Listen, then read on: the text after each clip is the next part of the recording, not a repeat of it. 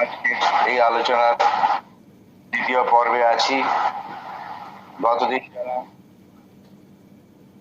National curriculum ফ্রেমওয়ার্কের এই আলোচনায় ছিলেন তাদের কাছে স্পষ্ট হয়ে গিয়েছে ন্যাশনাল কারিকুলাম ফ্রেমওয়ার্কের 4টি অংশে, প্রতিটি অধ্যায়ে 4টি অংশের প্রথম এডুকেশন অংশের প্রতিটি চ্যাপ্টার বা অধ্যায়ে কি কি অংশ রয়েছে। আজ দ্বিতীয় পর্বে আমরা দেখব এই ন্যাশনাল কারিকুলাম ফ্রেমওয়ার্ককে সার্থকভাবে সারা দেশে রূপায়িত করতে গেলে কি কি বিষয়ে করণীয় কর্তব্য, সেই বিষয়ে সংক্ষিপ্ততম আলোকপাত করবার চেষ্টা করব।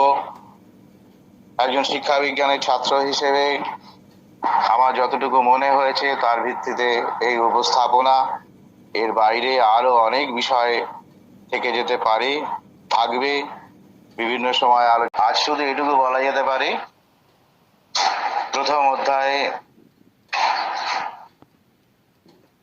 Early childhood care and education, দ্বিতীয় অধ্যায় আমরা ফাউন্ডেশনাল লিটারেসি অ্যান্ড নিউমেরেসির, তৃতীয় অধ্যায় অ্যাক্সেস টু স্কুল এডুকেশন, চতুর্থ অধ্যায় স্কুল এডুকেশন, তার বিস্তারিত আলোচনায় নিহিত রয়েছে। পঞ্চম অধ্যায়ে teachers deployment, recruitment, rights, obligation, duties, roles, capacity building. ষষ্ঠ অধ্যায়ে ইনক্লুসিভ এডুকেশনের কথা বলা হয়েছে। সপ্তম অধ্যায়ে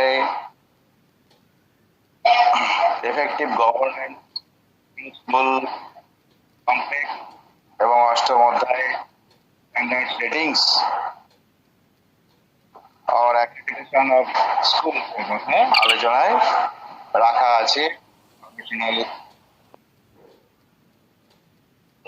ন্যাশনাল কারিকুলাম ফ্রেমওয়ার্ক অংশে।